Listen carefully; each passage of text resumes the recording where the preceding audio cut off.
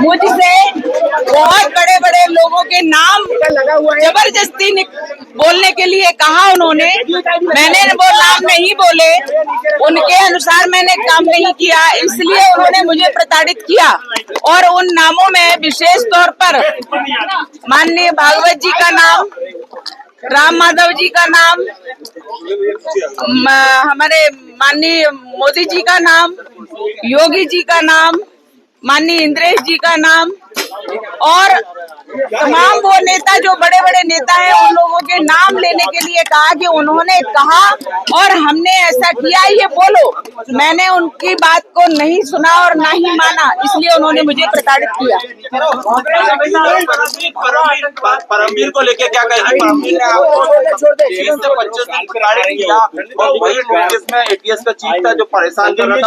मैंने बार बार ये कहा है, बहुत ही निकृष्ट, बहुत ही अधम व्यक्ति है परमवीर सिंह, क्योंकि उसने हर सीमा पार की है, हर कानून को तोड़ा है और कानून से बाहर जाकर के उसने मुझे प्रताड़नाएं दी हैं।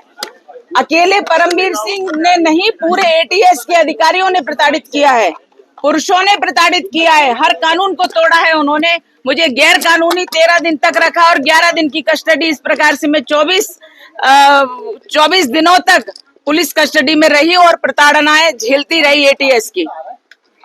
जब आपको अरेस्ट किया था उस समय इंदौर, शाजापुर के कुछ और लोग जिन्हें अरेस्ट किया था वो अब तक उन्होंने पूरे देश में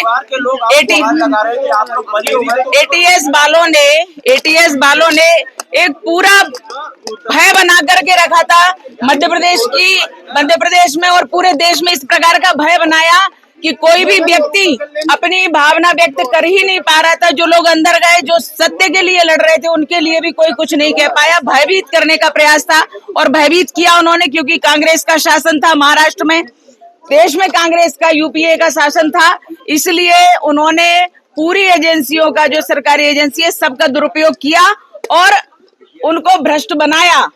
ये पूरे यूपीए सरकार का काम था। कुछ लोग ऐसे जो इन्होंने प्रताड़नाएं दी एटीएस वालों ने, तो वो लोग अपनी जान गंवा दिए, यानी देश पर आहूत हो गए हैं। लेकिन उनके पत्नी को आज पता नहीं है कि उनकी डेड बॉडी कहाँ है, वो कहाँ है। उनकी पत्नी कहती है मैं सदवा हूँ या विधवा हूँ, मुझे कहिए जज साहब, बताइए मुझे। और इसलिए एक व्यक्ति नहीं, कई लोग ऐसे हैं जिनको मारा पीटा और मार डाला, लेकिन उनके आज रिकॉर्ड भी खत्म कर दिए गए। मुस्लिम वर्ग को आकर्षित करने के लिए क्या भगवा आतंकवाद जैसा शब्द गढ़ा गया? हमेशा से मुस्लिमों के लिए उन्होंने तुष्टीकरण की नीति अपनाई है। कांग्रेसियों ने अपने शासन में उन्होंने भरपूर उपयोग किया और हिंदुओं को प्रताड़ित किया। हिंदुओं को किसी भी प्रकार से जो प्रताड़ित कर सकते थे, जेल में डाल सकते थे, उनको मार सकते थे, उनके ऊपर झूठे केस लगा सकते थे, वो सब कुछ किया।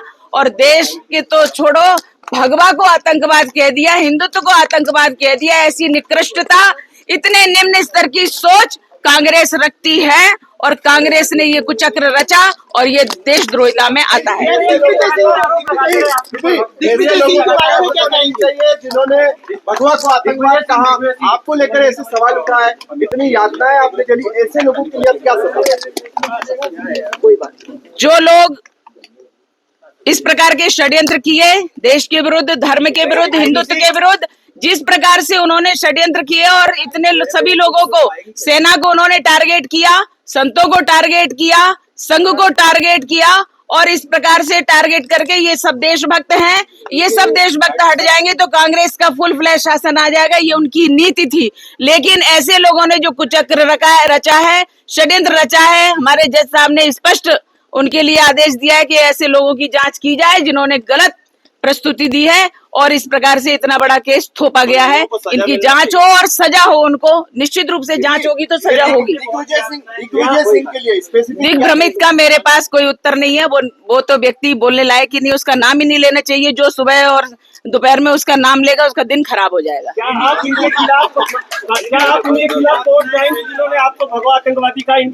बिल्कुल हमारी रणनीति जो रहेगी वो निश्चित रूप से हम आपको अवगत कराएंगे उसके बारे में।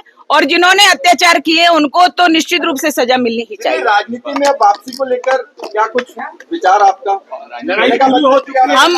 हम राष्ट्र नीति करते हैं।